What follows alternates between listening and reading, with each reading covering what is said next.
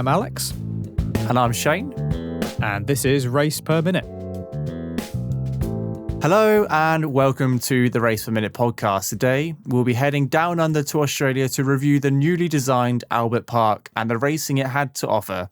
We haven't been to Melbourne since 2019 and no one was quite sure how the new regulations were going to pan out. Albert Park hasn't been known for its vast amount of overtaking in the past. However, with the new design and even more DRS zones, everyone had their eye on some points. Like always, Alex and I have selected some topical talking points from the weekend, and we'll be starting with practice and qualifying, and then moving into the race. Now, Alex, you've just watched the race, haven't you? Or the highlights, the extended highlights of the race, because you were busy this weekend. You were having a well-deserved break. So, do you want to start off with any talking points? Did you watch qualifying? Have you seen any of that kind of stuff? I've only seen the YouTube highlights of qualifying. So yeah, I'm something of a disadvantage this week. I've been away, I've been on holiday, so I come back, sorted everything, put everything away quickly, and then watched the race highlights, done some notes. I think I've got a general lay of the land, but and I've got some talking points as well. So we'll jump straight in here. Let's start off with qualifying then. Yep. So the first few things that struck me when it came to the qualifying session was that we had another Latifi crash. Although it wasn't just as clear cut as him sticking it in the wall as we've seen him do a few times.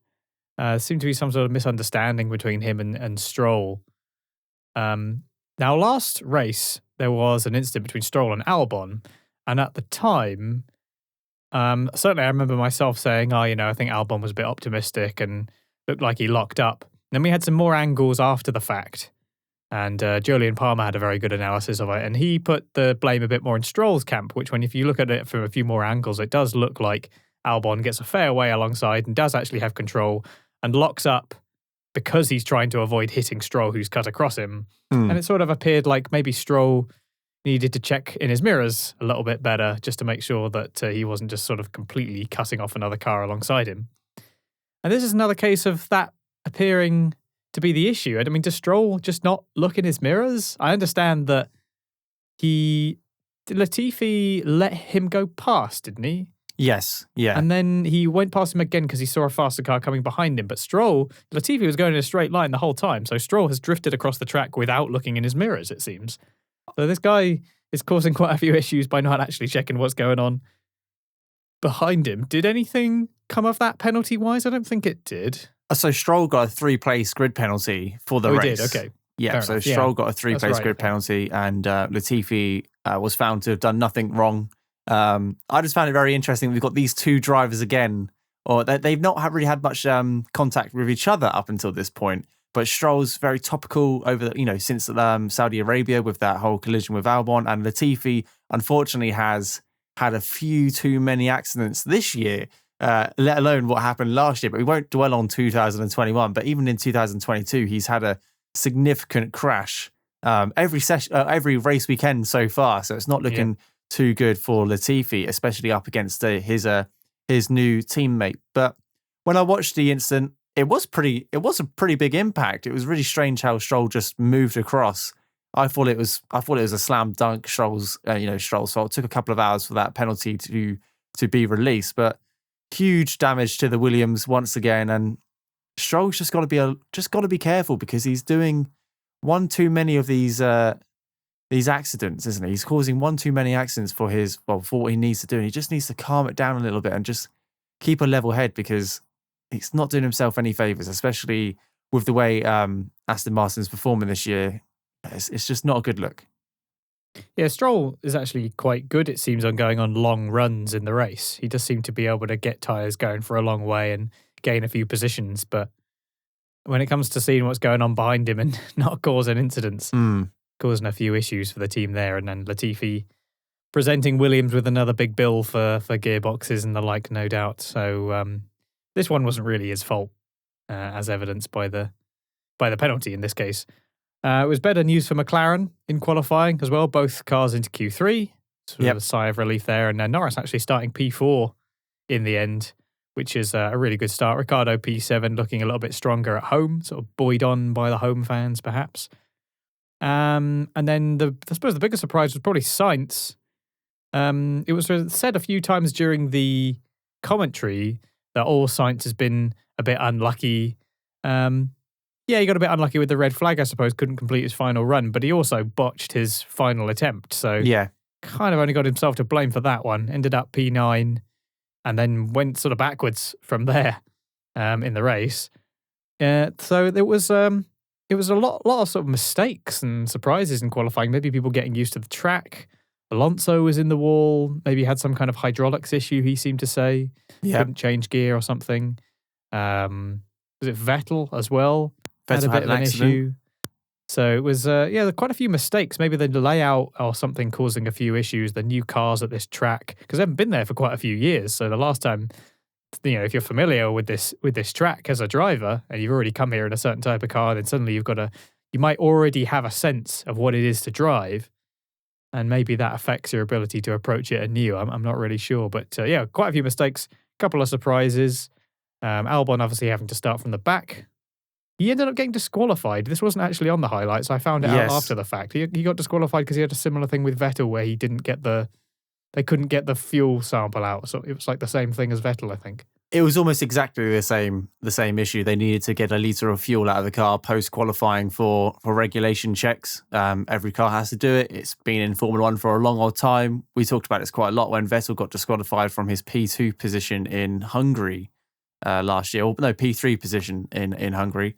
And Alex fell to the same regulation. I think he pulled up short after qualifying had finished and they had ended up recovering his car. I don't think he made it back to the pits and then subsequently couldn't get the 1 litre required of fuel out of the car, so therefore couldn't comply with the regulations and unfortunately started from the back of the grid, which was a shame, but it turned out to be a pretty good weekend for him. It was a big question mark on what could have been for Alex Albon if he had actually qualified instead of starting from the back of the grid, but I'm sure we'll talk about that later on. Well, he was facing a 3 grid penalty anyway, wasn't he? So yes, yeah. For last week. It's unlikely that he would have been much higher than he was anyway. True, there is that. You make a very good point. But that's all I've got on qualifying, apart from the fact that, at the start of the race weekend, we had 4 DRS zones, and then we ended up with 3 DRS zones by the time qualifying and the race was instigated. I think they removed the 3rd DRS zone just before free practice 3 due to some safety concerns. So very strange. I've not seen that happen before. I've not seen DRS zones being removed midway through a weekend. But I guess if there's concerns over it, there's no reason why you shouldn't be able to remove DRS zones. At the end of the day, it's just a timing line and then a button on your dashboard. So all's good. Well, it kind of ties into what I wanted to talk about as well, which is about the changes to the track at Albert Park, because obviously it's slightly updated from what we've seen before. And one of them was obviously the fact that they were going to have 4 DRS zones, which I thought was a bit ridiculous when I read about that. Just completely over the top. It's supposed to be, as I said to you over WhatsApp, I was like, they should be getting rid of DRS zones, not adding more. So they obviously decided to get rid of one of them in the end. Even because there's one down the main straight, then there's one immediately after that where you get a sort of second helping. I don't think you actually need to be in the window anymore. You just get it by virtue of having got the first one. Yeah, if you've got the first one, you've got the second one. And then there's the other one, which is going into it's after turn 10, isn't it? Yeah, it's going into turn 10. Yeah, going into turn 11, where they kept on locking up. But there was a third one, wasn't there? Or there was an additional one, which was the long left-hander before the chicane, and that's the one they got rid of, which I can understand because DRS is usually used on a relatively straight piece of track, and that corner is nothing but curved. So it was strange to see that it was a DRS zone to begin with. I personally think the owners or the managers of this event were a bit worried, if you ask me, that we've had 2 really good races at the beginning of the year, and with great overtakes and really great racing for Formula 1. And Albert Park has statistically had really low on-track overtakes over the last decade. So I think they added DRS zones just to try and secure that overtake and secure that spectacle of racing for for the weekend, and then obviously ended up removing one due to the safety concerns. But I think that's why they went all out for the DRS, just to try and get that overtaking done. Yeah, it's just not quite as wide a track, and just the nature of it means that it's a little bit trickier to get those overtakes done in the same way that it is at those previous two. It's always a good event, the Australian Grand Prix. It's always an exciting one in general. But yeah, I suppose it's just not really known for being quite as prolific with its overtaking as other tracks, especially when it's preceded by two much more modern, wider circuits. Even though Saudi Arabia is still a street circuit, it's also quite wide and it's got lots of long straights and fast sections. So it's a purpose-built street circuit. Yeah, and it's purpose-built in that sense, whereas obviously Albert Park is literally just it's a converted park, basically. Yes, So and it has that kind of hybrid street. It's very similar to Canada in that sense, that it's like a hybrid circuit in that sense. So yeah, they probably did want to keep it spiced up, maintain the momentum. I think overall it did. It was still a pretty good race, but yeah, it didn't quite have quite as many sort of explosive overtaking moments as the previous two races, perhaps. What do you make of the alteration that they made to the tracks overall? Then there's a few sort of tweaks here and there, like turn 13 has been slightly sort of sharpened, and there's little bits like that. But the main one is that the what was the right-left chicane going towards the next chicane is completely has been gone. Sort of, it's sort of been curved out and is now a bit more of a banana bend. And what do you make of that? I quite like the changes. I'm really looking forward to hopefully driving them on the new Formula One game if it ever gets released. I'm sure it'll be added, 18 months after the game gets released. We'll get it in 2026. We'll be able to drive the new Albert Park circuit. But no, I quite like fast-flowing tracks, and Albert Park wasn't a very fast-flowing track because it's got so many heavy braking zones and 90-degree corners. So actually, I like that sweeping to the right and then that curve to the left. I think it really opens up sector 2, and the cars were reaching 170, 80 miles per hour going into that chicane, which I thought was great. And it did prove we did have some good overtakes there during the race. And Alex Albon and is it Alex Albon? Who's Lewis Hamilton fighting? I've got it in my notes. Sergio Perez. Sorry, Sergio Perez and Lewis were fighting down that piece of tarmac, and I don't think that would have happened if the traditional right-left-hander were there, because there was just too many braking zones, or the fighting would have been done, far quicker. So I quite like the changes. There are, like you said, a couple of smaller changes where they've extended or widened the track by a meter or two, or cut the apex off by a couple of degrees, just to try and aid that fast, that fast apex speed. I think the only corner they actually tightened was that turn 11, where a lot of drivers were locking up, which I found interesting. A lot, we had a fair few drivers in the gravel actually, including Lewis, a 7-time world champion. We saw Max in there. We saw Carlos on there again, and a couple of the rookies were in there as well. So it was proven difficult for all the drivers. And I think this is interesting because there's always an advantage if you've raced at the same track for 10, 15 years. Look at Alonso and Hamilton. They've probably raced at Albert Park for a good 10 years at least. And now they can't just come back to this familiar track having that huge advantage of knowing, exactly what's what, because the track's different. And I kind of like the little bit of a change. So yeah, I'm all up for small changes to make a little bit of difference. I think if you see experienced drivers making those kind of mistakes, to me, that's kind of a good sign. It means it's less predictable. It means that it's forcing a bit of a challenge on the drivers. You don't want it to look too easy. You want people to be forced to have to rethink things and try new things and rethink whatever previous idea they may have had of the circuit. I think that's a good sign, really, and forces them to do something a bit different. And it did seem to be a lot of the more experienced drivers were actually making those kind of mistakes.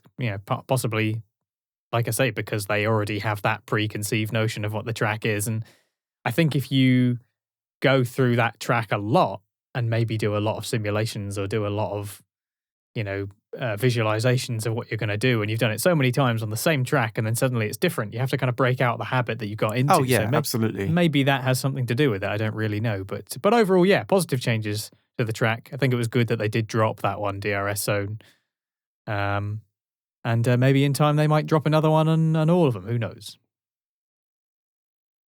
Right, what's next? Shall we move on to the race? Because I don't think we've spoken about qualifying or the track for so long in an intro. It's been 15 minutes and we're only just getting to the good stuff. But let's talk about the highs and the lows of Ferrari's weekend. And it's very clear what we're talking about. Charles Leclerc had an incredible weekend. Let's be honest. I think he qualified first, led every single lap, set the fastest lap, and I think he went highest in every session as well. I think it was a Grand Slam for Ferrari, which they failed to achieve for many, many years. I wonder if you've got the statistic there. That's the kind of thing you would have. But it's been a long time since they've achieved that Grand Slam. And on the other side of the pit wall, you've got Carlos Sainz, who struggled in qualifying, not through any fault of the team, because he did have I think he had a steering wheel swap out during qualifying, or a steering wheel issue. So they switched it out. So he didn't have all the configuration on his wheel set up. So that's why he did botch that, first or second attempt. But at the end of the day, it's qualifying. You've got to be able to do it when you need to do it. Sometimes it goes down to the final lap, and it's whoever can hold the pressure the most will come out on top.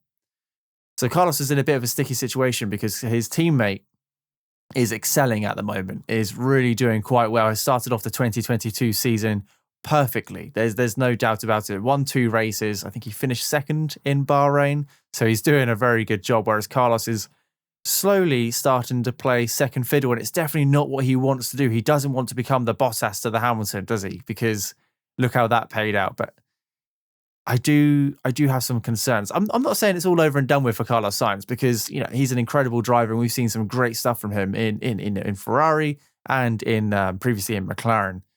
But he really does need to get it together. And unfortunately, during the race, this is where he did have a steering wheel swap out. He went into anti-stall on the start, so he dropped a fair few positions there, and then was fighting back markers or the midfield pack for the first lap, and then on the second lap he just went far too deep into the sharp left-hander, that chicane we were talking about at the end of what would have been the third DRS straight. Went across the grass, and he didn't seem to lose any momentum going across the grass. I'm not quite sure whether he was trying to brake or not, or whether he was just trying to carry that momentum onto the tarmac to make sure he didn't lose a position. But unfortunately, he spun on the grass, went across the track, narrowly avoiding some cars, and then ended up beached on the outside of turn 10. And he just couldn't do anything. He was over the radio asking if someone could push him. I'm not sure that's within the spirit of... I don't think they can. Especially with all the electrics running through the car. I don't think any marshals don't want to go out and push a live car back onto the track. What a weekend for Ferrari. It's the highs and lows of Ferrari. What's your take on it? Like you've just seen the highlights. I'm sure it was covered quite a lot with Leclerc and Carlos. Well, I do have one Ferrari statistic. Okay. Which is that Leclerc's win, which was by some 20 odd seconds. I think it was about 20 and a half seconds. It's like the biggest win for Ferrari since like Schumacher in 2004. So it was a decisive victory. Decisive for Leclerc. I got to say that it's always been pretty clear to me that Leclerc would have the measure of Sainz. Like Sainz is a great driver, don't get me wrong, but Leclerc has always been pretty special, and I think that as soon as he got machinery capable of winning a championship, he was always going to be doing it. I mean, that was the case the moment he got into Ferrari in 2019. He immediately had the measure of Sebastian Vettel, as far as I could see. It was just pretty obvious that the guy was something pretty special. He did special things when he was Sauber. I think it was always going to be the case that no matter what Sainz did, Leclerc was going to be, he was sort of Ferrari's boy straight from the off. And I think Sainz will have to do something pretty special not to be second fiddle. I think that was also made pretty clear when at the start of the season Ferrari came out and said, oh yes, we have no official number 1 and number 2 driver. Whenever they come out and say that, that means we don't need to have. Well, it means they don't need to. It means they don't need to designate a number 1, number 2 driver, because the performance will say it all.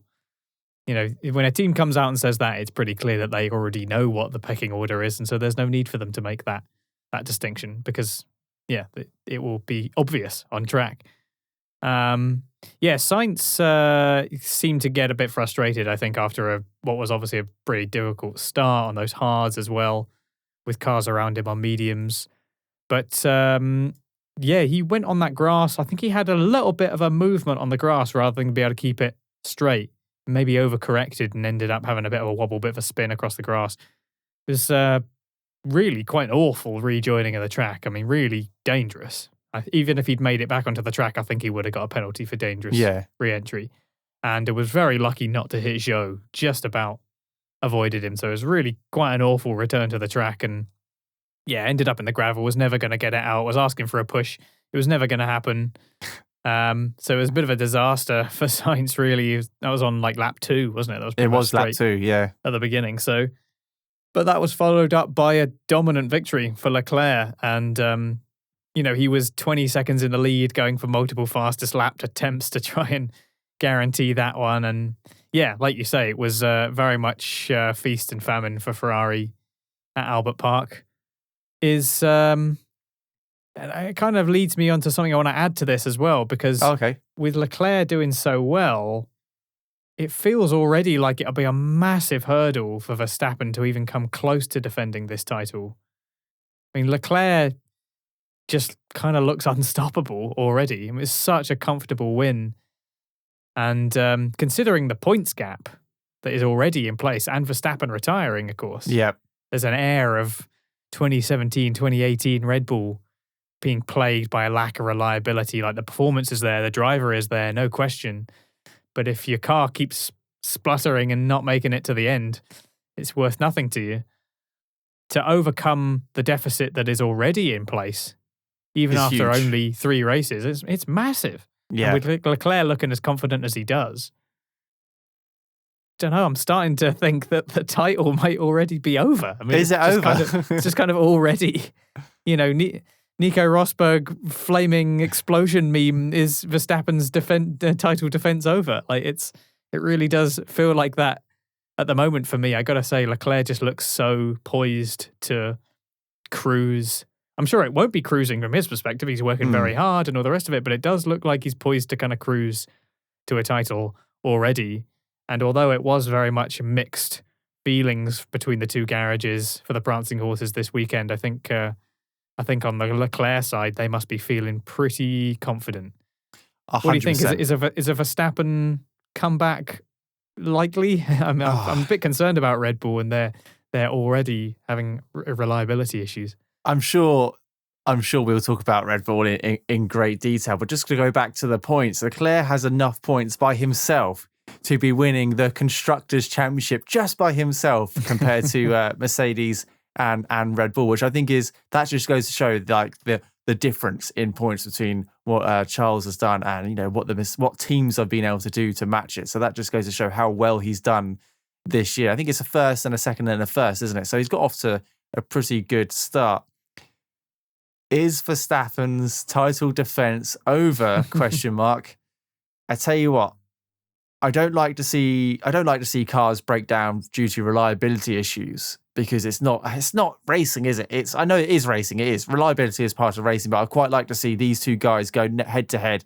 We've seen them do it twice this year, and it looked like, even though Max's car does have the pace, I think the Ferrari was stronger and Charles was stronger this week. Max would have easily finished P2. However, just that reliability woe crept in again, and there was no questions asked. I think he failed to change gear going into turn 1, and then he just had a leak. I don't think Red Bull have confirmed what it was, and they won't do until the car goes back to Milton Keynes on Wednesday. That's what Christian Horner said. But he was pretty quick to pull over, wasn't he? Very quick to pull over, and that just goes to show that with the cost cap and limited parts this year, and the penalties for taking new parts as well being so high, especially if you are fighting for that championship, clearly pulling over and retiring was a better option than trying to get it back to the pits. It's a 3.9 mile track, so they didn't want to put an extra 3 miles on that car for a good reason. So if you ask me, it was a pretty big failure, not even to make it back to the pits. Verstappen said he wasn't thinking about the championship and he just wants to finish races at the moment, which is a fair answer because he's 3 races into the season and he's only finished 1. I mean, he won that race. In one hand, every race he's finished this season, he has won, which is a fantastic statistic. Unfortunately, he has failed to finish 2 of those 3 races, and that is a big hit. That really is a big hit for Verstappen and and for Red Bull. Let me just quickly have a look at how many points Verstappen's on, because I can't remember what the difference is. The Charles is on 71. He's got the 25, hasn't he? He's got 25 from his one and win. he's got 25. So what's that, 40 odd points difference? Yeah, it's 46. 46 points difference. Like, to overcome that now has got to be one of the biggest of deficits overcome in Formula One history to win. Like, it's got to be. That's and a it's huge so early deficit on in the season as well. And the problem is, whereas traditionally, this is before the pandemic, we used to have, the start of the season, and then when everyone went to Spain, that's when the upgrades were brought in. Remember when everyone got to Spain, it was like, right, here's Mark II of the chassis, here's the Mark II spec engine. But no one's really given on when they're going to bring their updates, because it certainly isn't going to be in Imola, and it won't be the race after. A lot, Toto Wolff said it's going to be at least 2 or 3 races before they can even bring a new package out. So if Red Bull do have these issues, I should imagine they'll be in a similar situation because of logistical reasons and flights and transport, etc. Didn't Mercedes bring a new floor? I don't know if they. Australia? I don't think it was a new floor. Or some kind of floor change. They were going to bring a new wing, but they didn't in the end. Oh, okay. So I think it was a new floor, but it hasn't worked as well as expected, which isn't surprising looking at the porpoising going on in Lewis's car this weekend. But going back to my point, I don't think Red Bull is going to be bringing any like fixes for the engine until at least a couple more races time. So unfortunately, if they do have this reliability gremlin, which it seems like they do, they've got to suck it up for the next 2 or 3 weeks and just do the best they can. Yeah, it's going to be a tricky one, but it will be exciting if they can sort out their reliability. It'll be exciting to see Verstappen try and claw it back. But even during the race itself, Leclerc was just pulling away. It was just disappearing, and it's already starting to look pretty decisive. I'm hoping that's not the case, so that we can get an exciting title challenge. But the all evidence at the moment points to a Leclerc domination in 2022. Moving on to domination and excitement and doing very well to, frankly, being a little bit of a joke. And that's Aston Martin, who are just kind of, bit pathetic, really, aren't they? We've already talked about Stroll, who is not exactly much of a talisman for the team. He did pit very early for mediums. I thought that was an interesting go. He obviously wasn't getting much going for hards, because he did start on hards and pitted super early after 3 laps or something. It was under the VSC, wasn't it? It was under the VSC at the end of on lap 5. He went in for a set of mediums and then boxed again the lap later for a set of hards. Oh, did he? Yeah. This is where he went in for mediums. That's where he stayed on. Well, no. He went in for mediums. Messing about. No, and then boxed in. Went again for a set of hards to make sure he got that tire change done. Okay, so yeah, they were doing that. Stroll actually didn't do too badly, all things considered, because he started. He was outside the. Didn't he end up technically outside the 107% rule or something because of the issue that went on in qualifying? I think so, yeah. But he started P19 because Albon was disqualified. Yeah. So then he went pretty long and ended up P12 because he did all of these pit stops at the beginning, it seems. Yeah. And then ended up P12. So not too bad, all things considered. Obviously helped out by a few safety cars and VSCs, no doubt.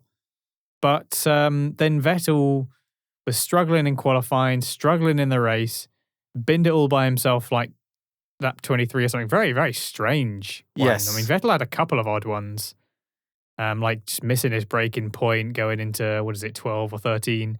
And then the one that he had in the sort of slow left-hander into faster right-hander, I think it must be turn, 5 or 6? It's when you're going through the actual car park, isn't it? Yeah. Yeah.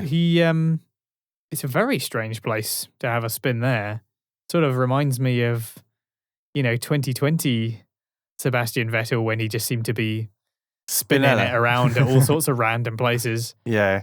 It was the end of a pretty awful weekend for him and another awful weekend for Aston Martin. No points again. They're now bottom of the Constructors' Championship. And after all this, yet another fanfare of their big release, releasing a fantastic looking car, but clearly just no performance, not finding where their window is for their tyres, it seems. They've entered a new sort of regulation here, a chance to start afresh after having a bit of a stumble following their movement outside of Racing Point and, getting going with Aston Martin. It was a bit of they've not quite found their feet. Something's gone wrong. Otmar Safnauer leaves. But it's just got worse. It's just got even worse for Aston Martin. They are now literally bottom of the pile. I mean, they're so bad they're making Williams look good.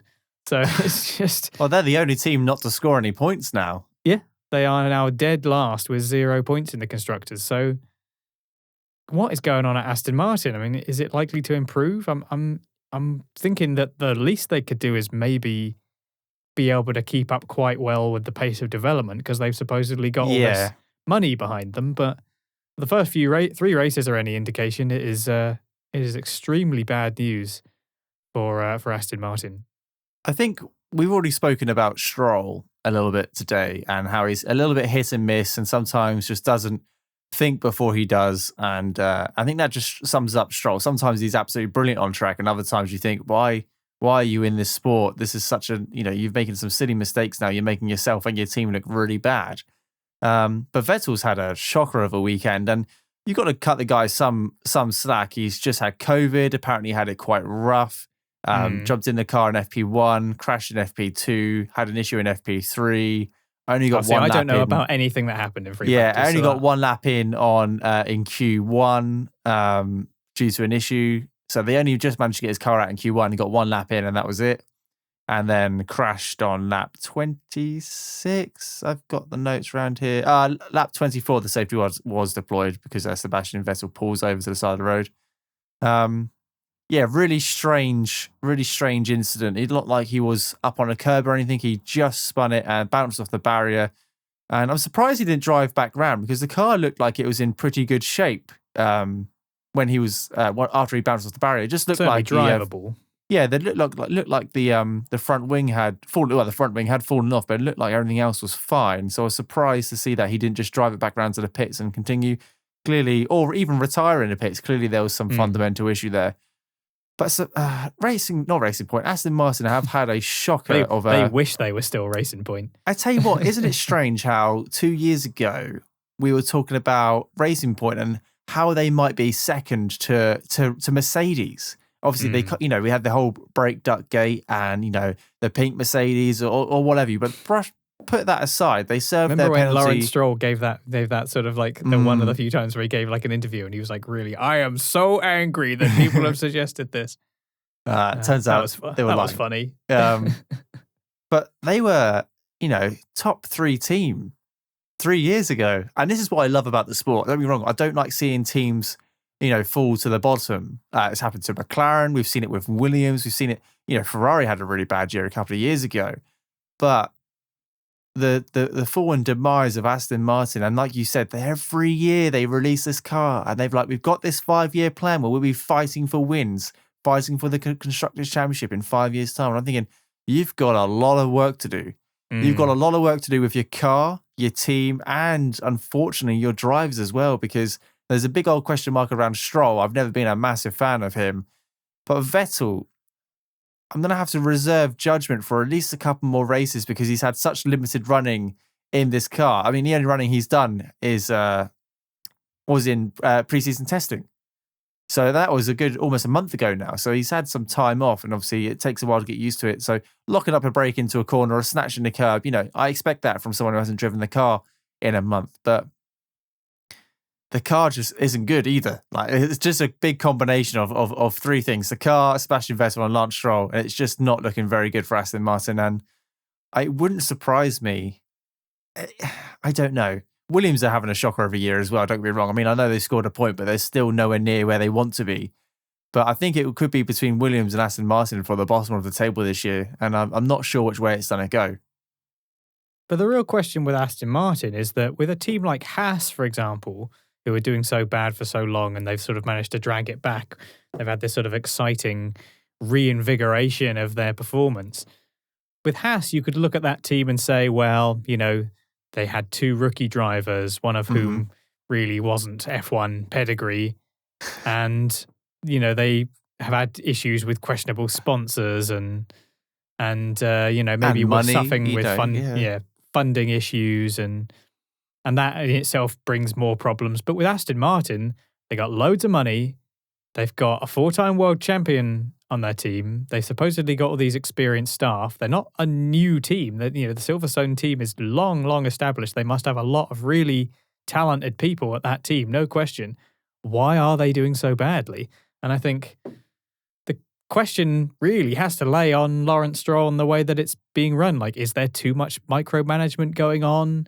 Why did Otmar Safnauer feel the need to leave when they had this big 5-year plan that was going on?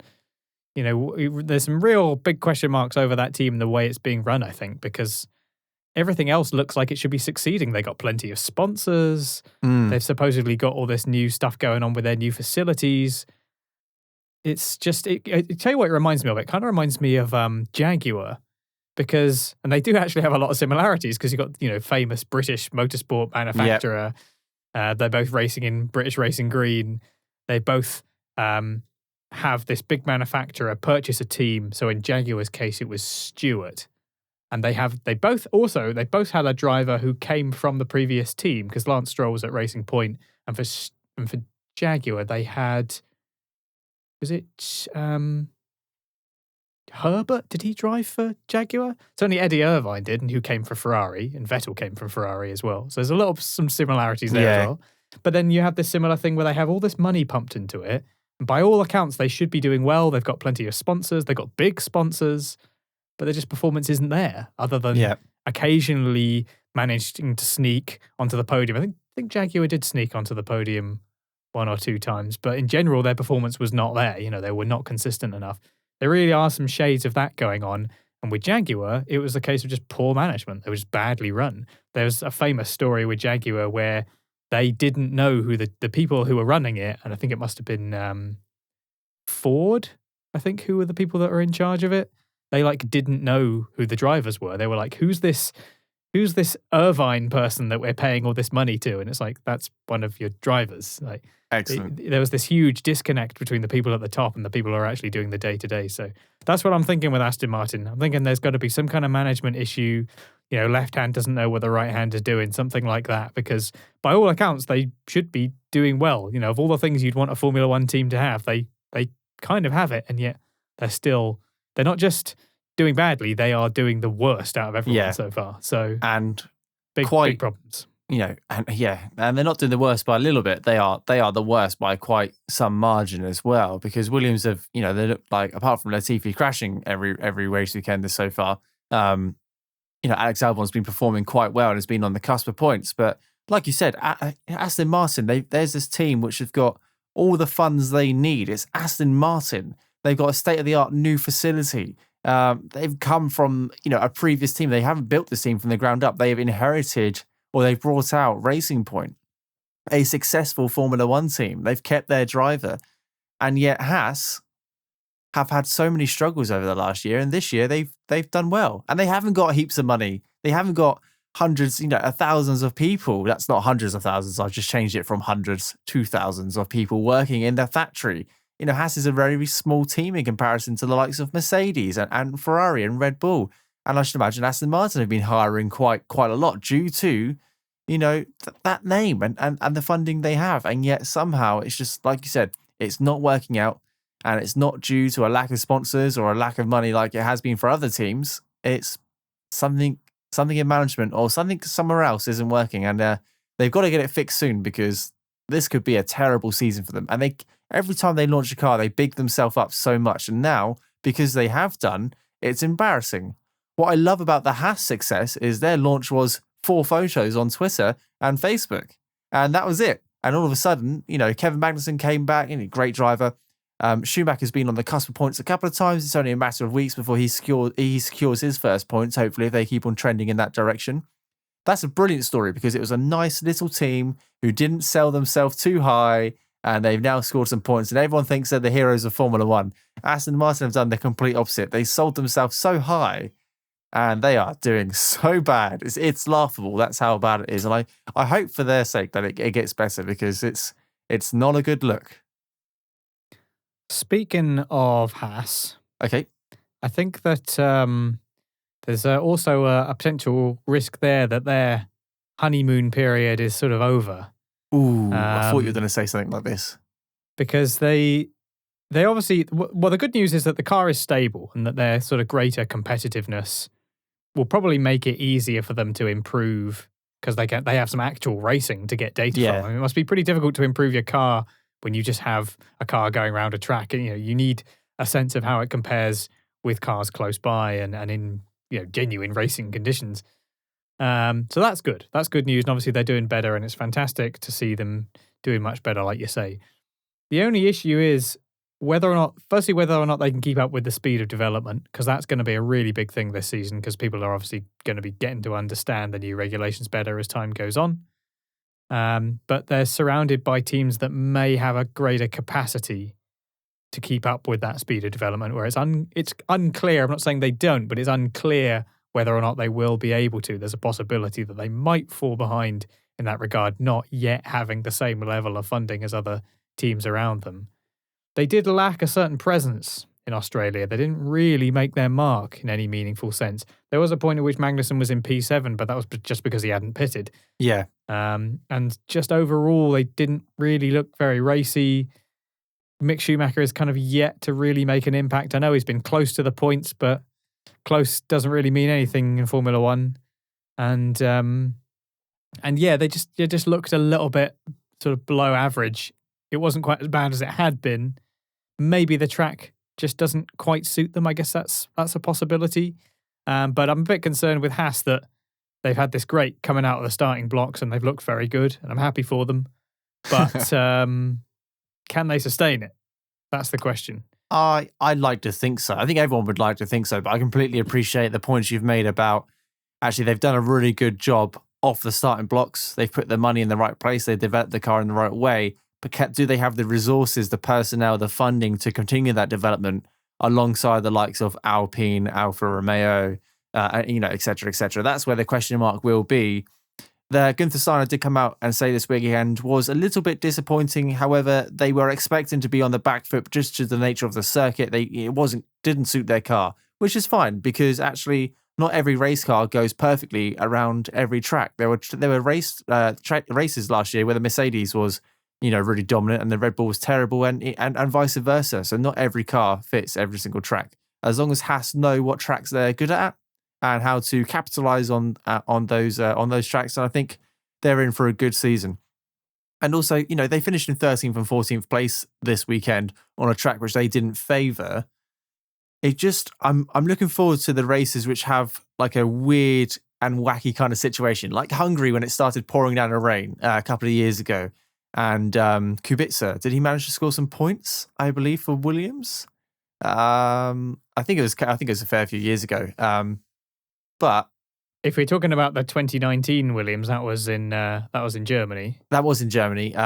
That's the one. But those kind of races where strategy's thrown up, Russia last year, and they can take risks, but because they're already in a respectable position, they might be able to capitalize on it and finish quite well in the points. Whereas last year, because they were stone dead last, by then capitalizing, they were only finishing 13th or 14th. But hopefully, being in that midfield pack, when they do hit that gold strategy, they will catapult themselves into the points, and that's what I'm looking forward to seeing Haas do, because they have had some bold strategies before, and they have worked. They've just been too far back in the grid to secure anything for it. Yeah, fingers crossed they'll be able to keep up. We do know, of course, that they have a sort of better, slightly closer relationship with the Ferrari development as well, because they have their own some sort of annex to the design department at Maranello. So hopefully with Ferrari doing as well as they are, they might be able to capitalize on that understanding as well. We'll see. And we know that they have some talented people at the team in general. So fingers crossed, but they were definitely lacking in distinction in Australia. So as they claim, hopefully that is just due to the nature of the track, and they'll have to keep up the pace and understand their strengths and weaknesses. What's really interesting this year is we're only 3 races into the season so far, so it's really hard to tell still where each team sits in their pecking order, because we've had, such a mix-up of results. Like, Haas finishing out of the points today. I think give it another 2 or 3 races and we'll start to paint a much clearer picture of where cars are going and where the hierarchy of these cars sit on the standings. So anything else from you, Shane, talking points wise? Let's talk about Alex Albon. Just really quickly, and his bizarre but wonderful strategy, which have secured him his first points in Williams and Williams his first points in the 2022 season. So for those of you who haven't watched the race, Alex Albon did 57 Why are you laps. listening to this podcast? Why are you listening to this podcast? We appreciate it if you are. Maybe we give such a good insight you don't need to go watch the highlights. But We're Alex not doing Albon, our lap by laps anymore. No, this is our new format. That was a long time ago. But 57 laps on the hard tyre and then boxing for the softs and then coming out in P10 to secure his first points. Seems like a bizarre strategy to me because you would think that boxing halfway through the race, especially with some safety cars and jumping onto the medium tyres, would be a lot faster. However, due to their practice sessions and their race simulations, Alex said that the hard tyre just worked so well with that Williams car that he was so comfortable. And if you're interested, go onto the live timings or go onto the timing screen on Alex Albon's F1 page on F1.com. And you can see the times consistently drop by half a tenth or a tenth every single lap towards the end of the race. He's so consistent.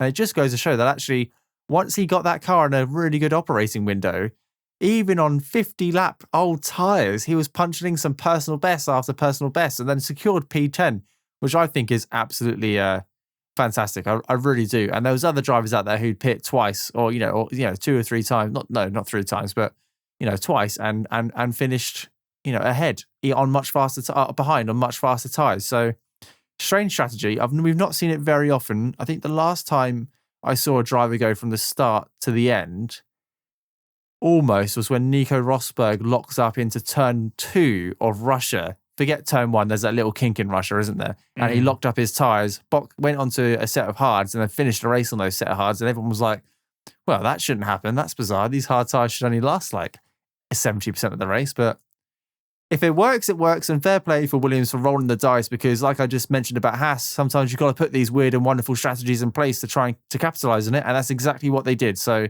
fair play to Williams. Congratulations, Alex, on his first points. And I look forward to seeing what Alex can do in Williams over the next year because George Russell was clearly rated quite highly in Williams as a driver and had the measure of his teammate, Nicholas Latifi, quite easily. And there was a big question mark over Latifi's driving ability and where he would sit against a new teammate. Was George very good or, was George just good and Latifi, just a little bit subpar? But with Alex coming in and scoring points in the first 3 races and managing to do that and not crashing, it's certainly looking like Alex is the favourable driver and Latifi has got his got a fight for all it's worth because I can't see him lasting in Formula One for many more years if he keeps up this current performance. Yeah, I did feel at the end of last season, and we talked about it during our when we were doing our reviews of the car launches, that Latifi and Albon might be an underrated driver pairing, and Latifi had sort of come a fair way since he had first come into the sport. But yeah, he's not showering himself with glory thus far.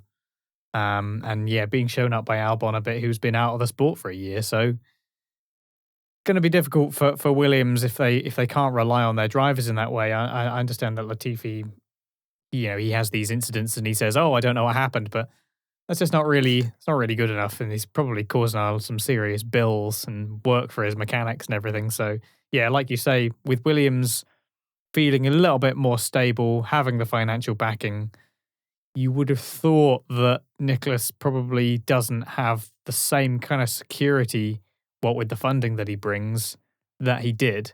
Maybe it's still important to the team and having somebody who knows the team very well and having a certain stability, and it is what Williams needed for the longest time.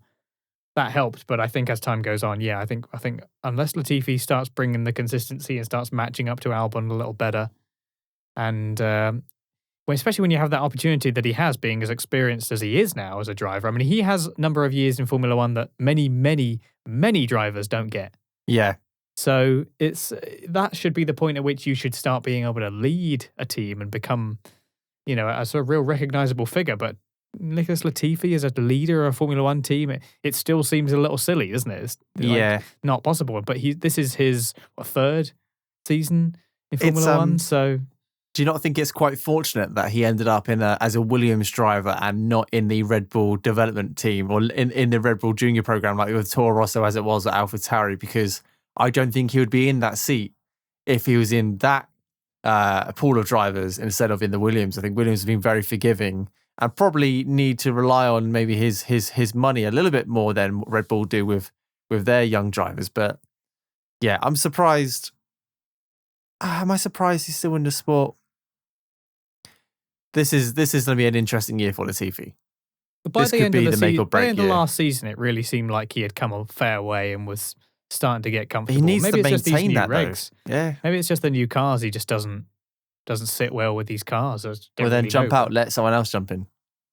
Yeah, I think it might better. be the case. It might be the case if he's still in this position by the end of the season. I can see him pretty obviously getting replaced. I'm not sure exactly who by, but yeah, time will tell. Right, that's our thoughts on the Australian Grand Prix. So now let's move to our view from the stands, which is where we discuss your questions and comments that we received. Got quite a few via Twitter this time. Thanks very much for everyone who got in touch. And let's start with regular commenter Daniel Fergie25, who says, Haas mentioned during the weekend that they had no spare chassis for Australia, and if either Mick or Kevin crashed, they couldn't take part in the race. Do you reckon teams must have a certain amount of chassis for a certain race week? So yeah, thanks very much for getting in touch, Daniel. It's, I guess it's a given that teams can only bring so many parts, especially when you're traveling a long way like that. But yeah, saying that they have no spare chassis is a bit of a worry. You're going to be telling your drivers to keep it nice and simple. Don't do anything silly. We can't afford to replace anything too major. So yeah, I guess teams must have only a certain amount of parts like that, especially with Haas, who may be a little more limited in funding compared to some other teams. So yeah, I don't really know exactly how much they bring. I mean, usually when they have these like big sort of like trolleys of front wings, don't they? So they probably have, I don't know, 3 or 4 or something, maybe 3 or 4 per car or something. And I don't know how much of a difference there is between certain teams and how many they have, and how many a team like Haas has compared to Mercedes or Ferrari, you know. So, but yeah, they can clearly only bring so many parts, and for a team like Haas, when you have no spares of a certain part, and you're basically saying, look, if you slam it into the wall too hard, we're just literally not even going to be able to put you into the race. Yeah. That ties into what I was saying earlier, where Haas may be a little bit more vulnerable financially and development-wise when it comes to the kind of risks that they can take and the kind of speed of progress that they can make.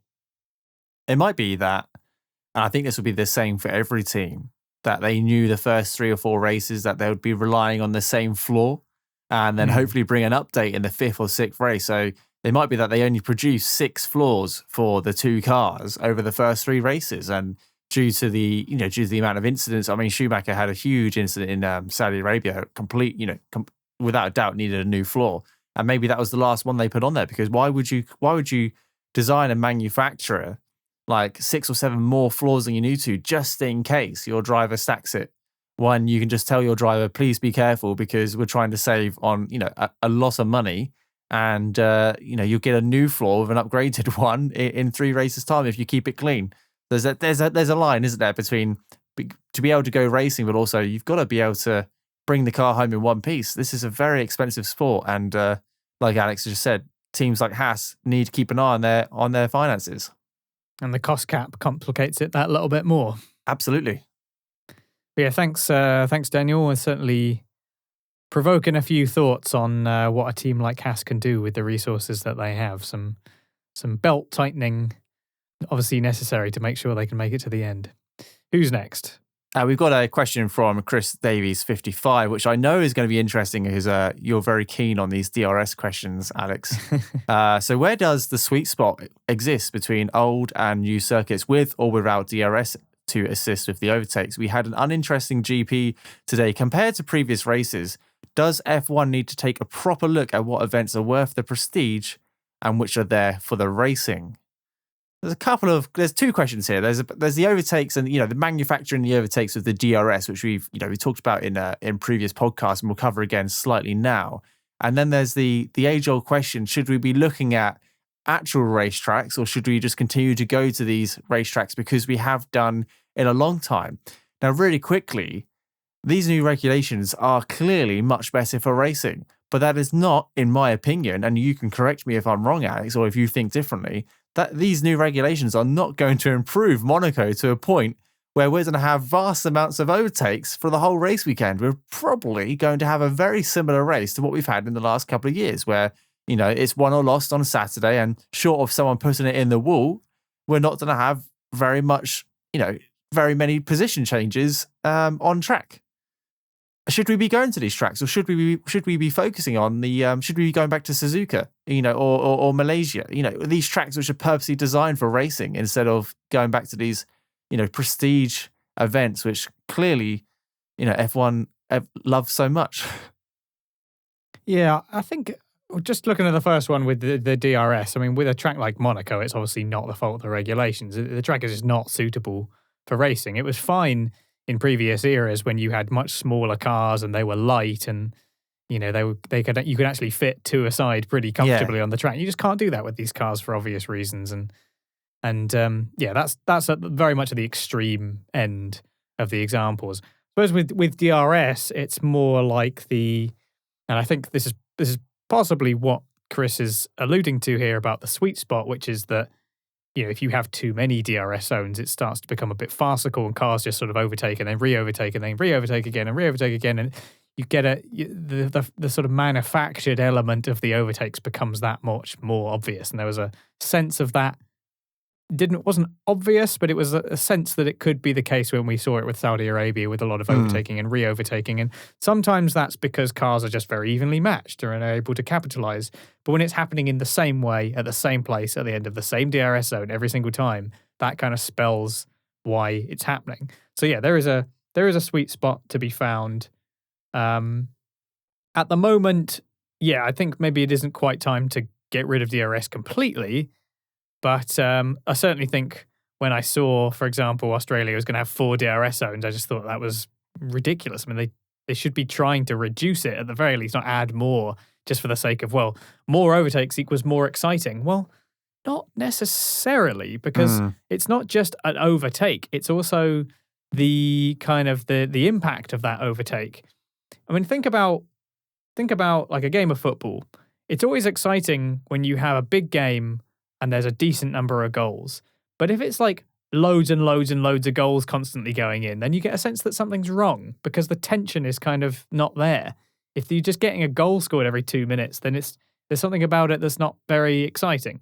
So just having loads and loads of overtakes is not automatically a good thing. You also need to have the struggle. You also need to have the battle, the build-up, the interaction between a car and a driver who maybe are sort of doing better than you might expect against a car and a driver who's not doing as well as you expect. It's those kind of dramatic moments that actually make overtakes exciting. So yeah, coming back to what Chris is saying, the sweet spot is finding how you can maybe start to reduce the impact of DRS as the cars are able to race closer. Where does that sweet spot exist? Well, I don't. I mean, I'm not really qualified to say exactly, but certainly with the Australian Grand Prix, I'm glad that they at least got rid of one of them. I think they could probably stand to. I think it would be nice if they didn't do these double dip ones. I don't really like these DRS zones where you just get a free one irrespective. Yeah. You can have got past in the first DRS zone and you still get DRS in the second one. Yeah, that seems backwards. That's ridiculous. I don't understand that at all. Surely you'd want the car that got past to have an opportunity to retake in a different place if they manage to stay close enough into the following corner. Because sometimes not the car ahead to get even further ahead. Yeah, like if you follow the wrong way, you can end up at a significant disadvantage going into the next corner. And then the next car has still got DRS and is actually out of DRS zone and is still getting away even further. So that to me seems unfair and shouldn't even be a thing. As for the second part of it, when it comes to the prestige versus the sense of what is a good track for pure racing, I find it hard to believe, as much as I personally dislike it, that Monaco is going to go anywhere. Maybe they will change the format in some way to keep it on the calendar to placate people.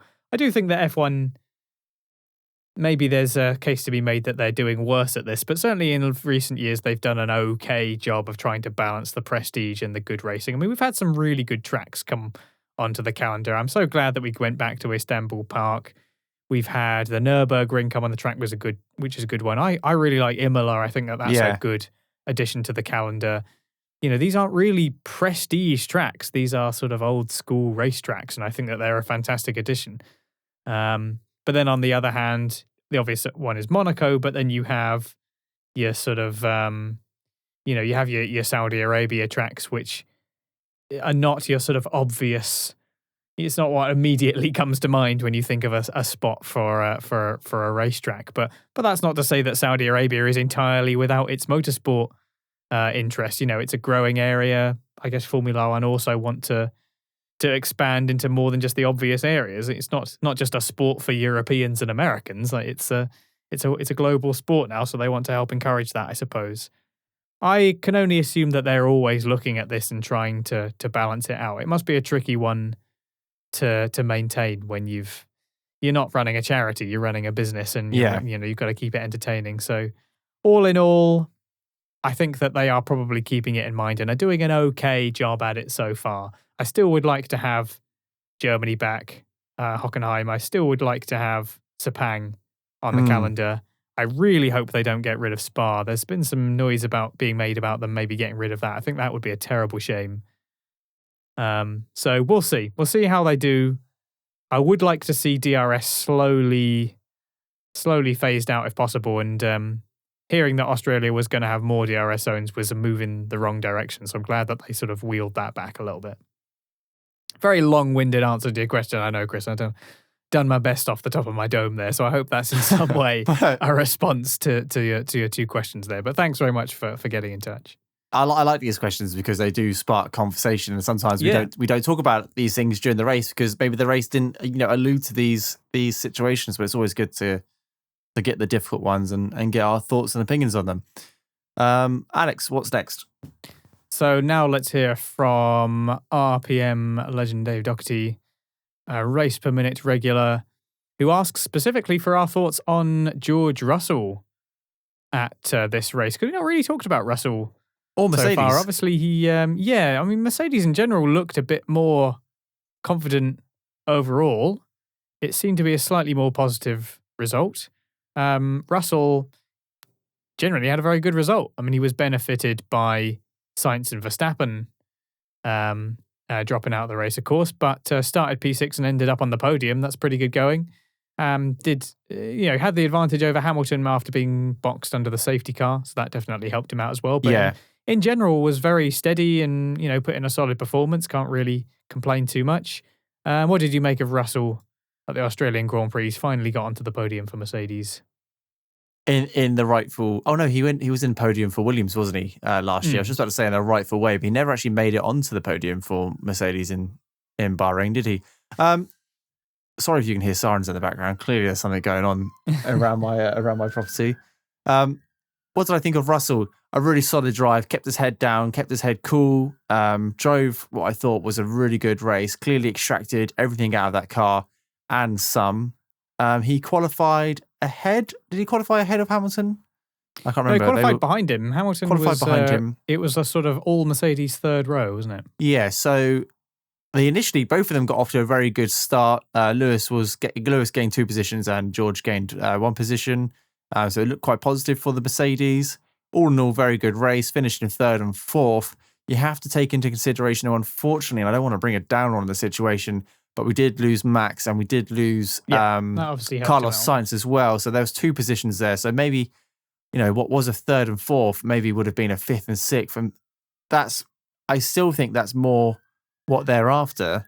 But all in all, I think it was a really good drive. And it's good to see him on the podium because that's what he wanted to do this year. And I think after the first 2 races, he thought it might have been a little bit longer. But I think what Lewis said at the end of the race was quite true, that Mercedes seem to have really good reliability, or they do have good reliability, which is something.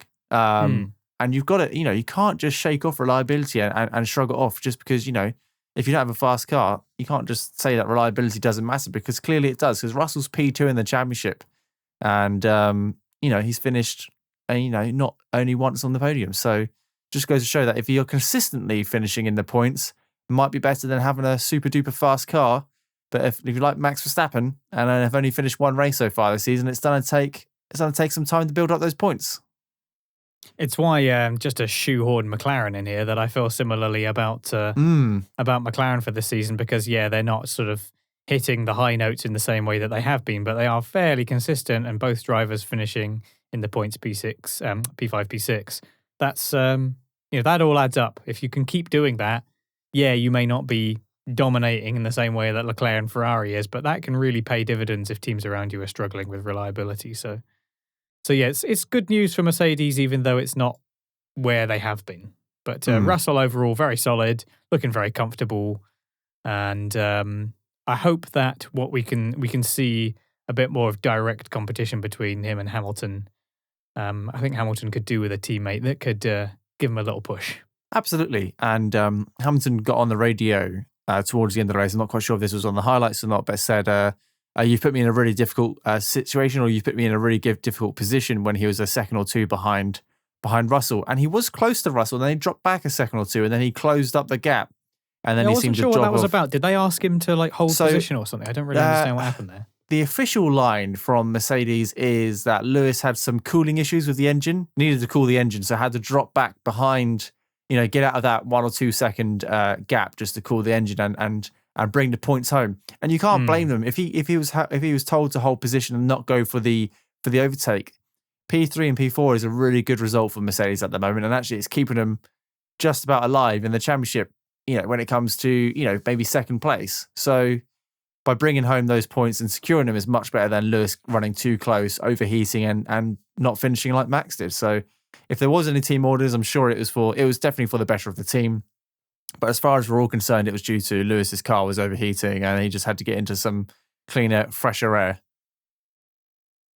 Thanks very much, Dave, for getting in touch. Another good question. And we've got one more, haven't we? Who's our last one? Yep. Our final question is from a Twitter user again, Yankee Talking Smack, brilliant handle. And he or she has said, will McLaren be able to sustain this weekend's pace and begin to be able to make solid overtakes? It's very interesting. We've almost just covered that in the previous question. It's been a very good weekend for McLaren. Actually, looking at the start of the year a couple of weeks ago, where they were right at the back, like Williams and Haas, like right at the back. Or sorry, not Haas anymore. Aston Martin right at the back. They were fighting Aston Martin for 18th and 19th place. Fast forward 3 races time, and they both reached Q3, which was fantastic, and both double points finish as well, which is great as well. So I think it's a really good position to be in. I have to reiterate the fact that, again, Max and Carlos didn't finish, and I feel like they would have obviously finished ahead of the McLaren. So take it with a pinch of salt. I still think they're on the edge of the top 10, but they're certainly going in the right direction. And I really hope that they fix whatever issues they've got and they extract some pace in the car and they can start fighting the Mercedes, because wow, that would be the dream. So I do think, to answer your question, I do think they'll be able to sustain this weekend's pace. It might not be so obvious over the next week or two. They might drop back into P6, P7, P8, but over the long run, I think we'll start to see a slightly improved McLaren, and hopefully they'll start, fighting for the best of the rest. Because let's be honest, Ferrari and Red Bull seem to be a generation ahead of the rest of the pack at the moment. I note the sort of pointed statement about being able to make solid overtakes, because the McLaren weren't really making any at this race. They sort of held their position and benefited from the retirements, like you said. But the pace was there to hold on to the positions at least. All I can really say is that the trend at the moment does seem to be upwards. Obviously, Bahrain, it didn't start particularly well. But what I can say is that the two cars are very similar in performance, which I think is encouraging. 14th and 15th in Bahrain. Saudi Arabia, they were sort of in formation for most of it until Ricardo had his engine issue. In fact, I think Ricardo was ahead for that one as well. And Lando eventually ended up 7th, and then 5th and 6th here. So the trend is upwards, and I think that it's good to see the cars much closer together. And I think that McLaren are also a team that have a lot of capacity for the speed of development. And they've obviously shown with the way that they approach the development to start with that they do have the ability to try and innovate still, even if it's possible that the lack of porpoising may have also had something to do with the lack of downforce. But yeah, all I can say is that the trend is upwards. I think that they do have the ability to maintain the pace. I certainly hope so, anyway. And they were a little lacking in overtakes here. I was hoping that they would be a bit closer to Mercedes. In the opening stages, it looked like it was going to be possible for them to try and challenge for those positions, but ultimately, both Mercedes were able to pull away. I think they were doing a little bit better on holding onto the tyres than McLaren were. But as we said before, if they have the consistency and they have the reliability, and that can sometimes pay as many dividends as having pure performance, because if you have something like Red Bull where you have this potential challenging car, but it doesn't make it to the end of every race, but you are, then the points can add up. So fingers crossed for McLaren. Overall, it was a lot more positive. Both cars in Q3, both cars finishing the points, and in general, both cars much closer together in terms of performance with both drivers. Whereas in last year, for example, we saw quite a considerable deficit at times between the two cars. So fingers crossed for McLaren, and that it will slowly improve as time goes on. And we're going to Imola next, aren't we? And last year at Imola, Lando was on the podium. Ricardo did well. I think Ricardo was P7, P6, something like that. So yeah, fingers crossed that it will be another positive one for McLaren next week as well. Right, let's move on to a driver of the day and championship standings. Now, the official driver of the day was Charles Leclerc, who got the majority of the votes, and you can see why. For us, this in qualifying, he's had all three, race. Hasn't he? Yeah, it's just done every. Has he done it? Oh, all three this year. I think he's had all three, hasn't he? Yeah. Oh, blimey, that wouldn't actually surprise me at all. I need to look into that and make a little graphic. But yeah, the Charles Tifosi Leclerc are obviously banding together. Yeah. But yeah, Charles Leclerc won driver of the day, and you can understand why. A superb, untouchable weekend for the Ferrari driver, and he really didn't put a foot wrong. Even when he had the fastest lap, he was asking to go for the fastest lap to ensure he secured said fastest lap. And I was like, that's a guy who's got everything under control if you're thinking about pushing when you're on like 20-lap old tyres. But there's a couple of drivers who've done very well. We've mentioned a few of them in this podcast already. Obviously, the Mercedes as a team did very well. George's first podium with Mercedes. Very good, lucky with the strategy, mind you. So I'm not quite sure if that's drive of the day more than like was lucky with the safety car of the day. Lando Norris, timing of the day. Lando Norris did very well into P5. Alex Albon in P10, starting from the back of the grid. That is a performance. And not to mention he did 57 laps on the same set of tyres. So my drive of the day, I was going to list a couple more actually, but just looking at it, everyone else is kind of had an all right weekend, but no one's really had a fantastic weekend apart from Charles. I mean, you might disagree when you give me your drive of the day, but my drive of the day is Alex Albon for starting from the back of the grid, lasting 57 laps on one set of tyres, boxing, and then finishing in P10. Superb drive, first points of the year, first points for Williams, and yeah, really well done. On top of what you've already mentioned, I think Bottas deserves a shout out. He started P12 and lost his qualifying streak, didn't he? He did lose his qualifying streak. Yeah, he's obviously been doing. He has this like massive list of Q3s of qualifying performance and Q3s that he managed to get into. So yeah, he's obviously done very well there. But he still managed to grab some points. He ended up in the top 10 eventually. Even with Verstappen and Sainz still on track, he technically, assuming everything else went the same, he would have still been P10. But again, he might have been helped out by strategy. I don't know exactly how his race went in terms of strategy there, but the important thing is that he ended up P8 and did well to grab some points there, and generally was pretty solid. So he definitely deserves a mention for that one too. Yeah, I think I'm going to have to agree with you. Alex Albon, it's a great result to come from the back of the grid after starting with a penalty and being disqualified and things sort of going difficult, and then overcoming that with a really solid drive. He said in his post-race interview that he felt like he was basically doing qualifying laps by the end. Yeah, and he was. That tyre was and it was really working for the Williams. I think there was a suggestion that they didn't quite know why it was working so well. So I'm excellent. They'll look into that. But it was still a great performance from him to overcome that, to grab Williams their first point. It's only taken them 3 races this time, so that's something. And hopefully the first of a few more points for Williams this season. So no disrespect to Leclerc at all. I mean, he was truly dominant, but I think he's got his reward by taking the maximum 26 points. So driver of the day for Albon, I think this week. Let's take a look at the standings then and how that affected everything. Let's start with the drivers this time.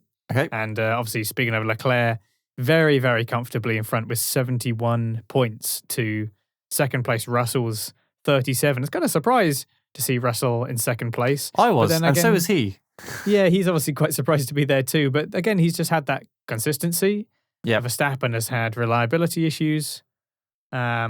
So yeah, Russell obviously sitting there with 37 points. Sainz just behind with 33. That DNF has really hurt him this weekend after doing so well and having so many decent finishes for so long.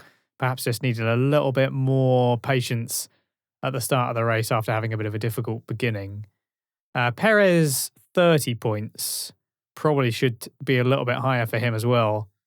But that's followed by Hamilton, 28.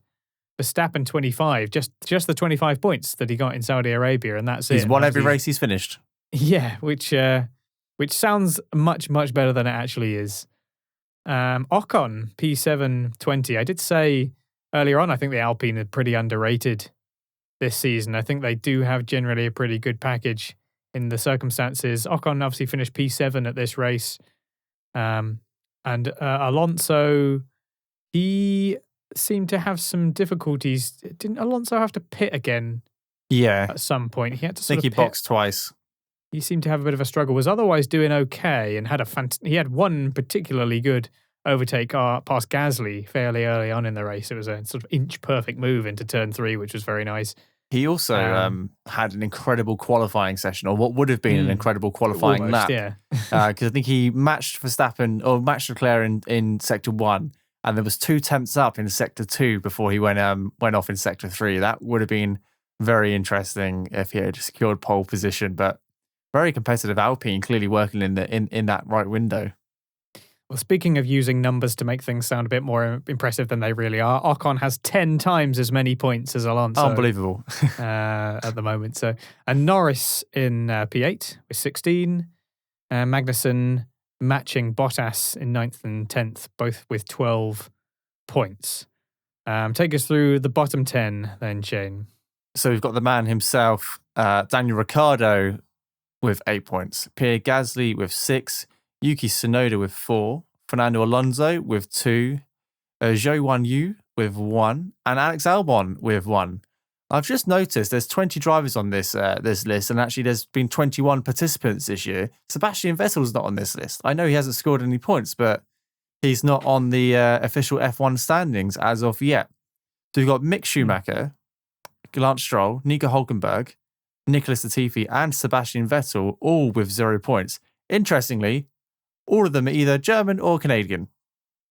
What at the bottom? At the bottom, and they scored no points. German, Canadian, German, Canadian, German is the way it goes in the bottom. So that's, and I think Vettel would be at the bottom because he didn't finish his only race he's participated in. So he would be last. That is rather bizarre. But there you go. So there's we'll wait for F1 to update that and put Vettel's name in there. It's starting to get a little bit more interesting now, the championship standings. Now we've had a couple more races.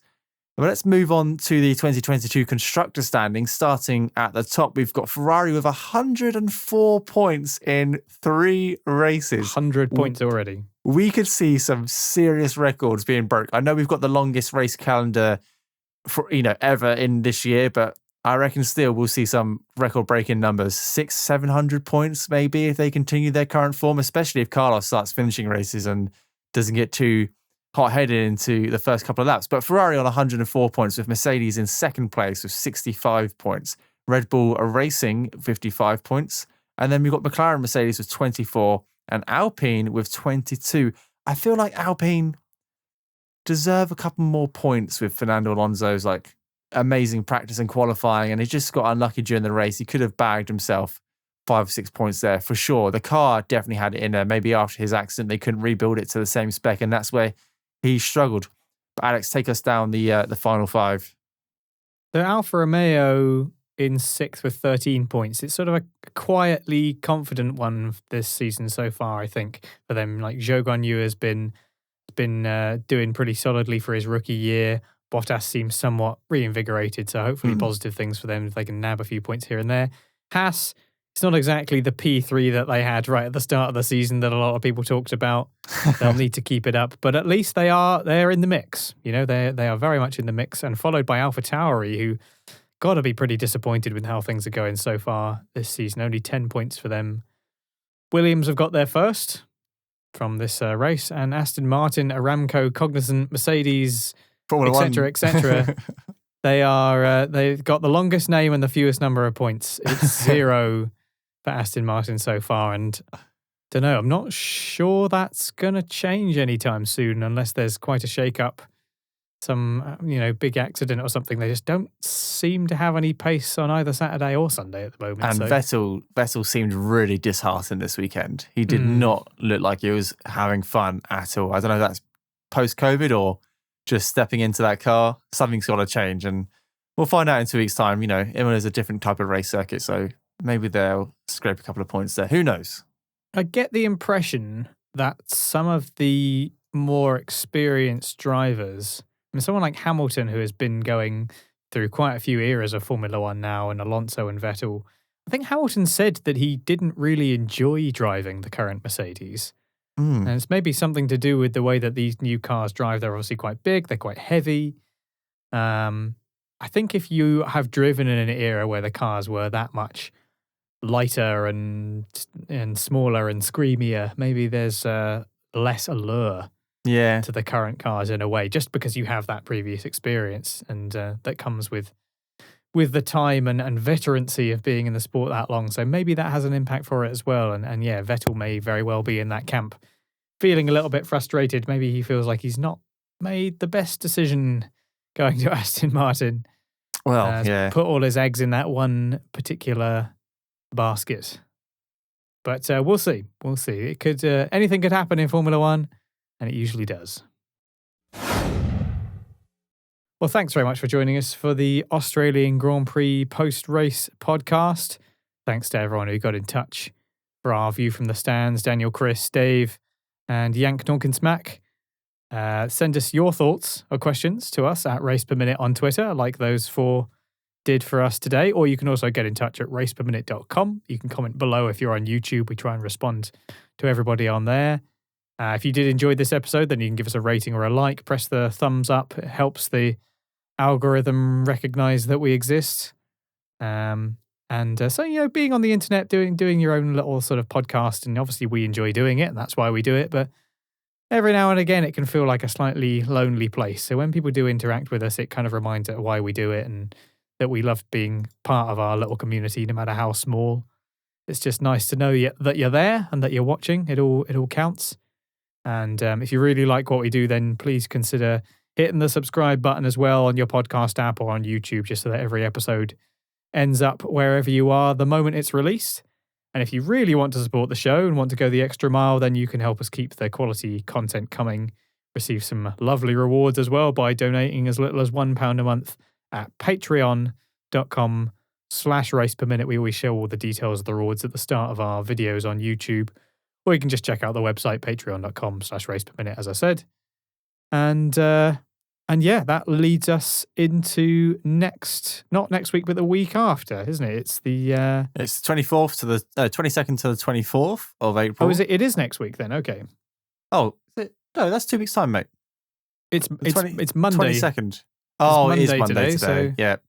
So I suppose it is kind week. of nearly 2 weeks, I suppose. It's 13 days until race day. Okay, it's next week. But it's for the Close enough. what was it? The Formula One Rolex Gran Primo del Made in Italy, Emilia Romagna, blah blah blah blah blah blah. 2022 You get a Grand whole Prix. free Italian lesson just by reading out the name of the race. And you got to do it with your hands as well. You know, you got to do everything. But we've got a sprint race coming up for the first time in 2022. It's the first sprint race. Oh no, yeah, it's the first sprint race of the year, and it'd be interesting. I'm not looking forward to it, but it'll be interesting to see what happens this year. Closer racing. It's a decent track for overtaking as well. Is Imola. We saw some good racing there last year, and some good strategy. So we'll see if cars risk it all to gain a couple of positions for the actual race on Sunday. Is the point score still the same? Is it still 3-2-1 for first, second, and third? I have a feeling they changed something about the points for the sprint races. My complete lack of enthusiasm for them has meant that my usual attention to detail, or my I would like to think attention to detail, has not been applied to sprint races in the same way. So, well, if there has been any changes, then we'll talk about them in 2 weeks' time. When we do the podcast. Yes, I think that next week. I think that the sprint race will be as unremarkable as it has been in Monaco, the past. Yeah. And let's not forget as well that every time that we've had a sprint race, it's thus far, it's always been overshadowed by something that happened in the actual race. Ooh. So maybe that will also be the case here in Imola. It's a great track. I really like it. It'll be interesting to see how the new reg cars perform there. That's the main thing I'm looking forward to. And we'll see if anything's changed point-wise for the sprint race. It could have, the points do have their own implications for the title, as we saw that it did last year. It's just it did it in quite a subtle way because the sprint races themselves weren't all that remarkable, but obviously the points still had their impact. So we'll see. We'll see what happens. Looking forward to it nonetheless. It's still a good track, and the title race is not over yet, even if I do feel that Leclerc is looking pretty comfortable at the moment. He's sitting pretty comfortably, I think. But I do hope that you'll join us for that. Thanks very much for joining us here, and we'll see you next week for the Emilia Romagna Grand Prix.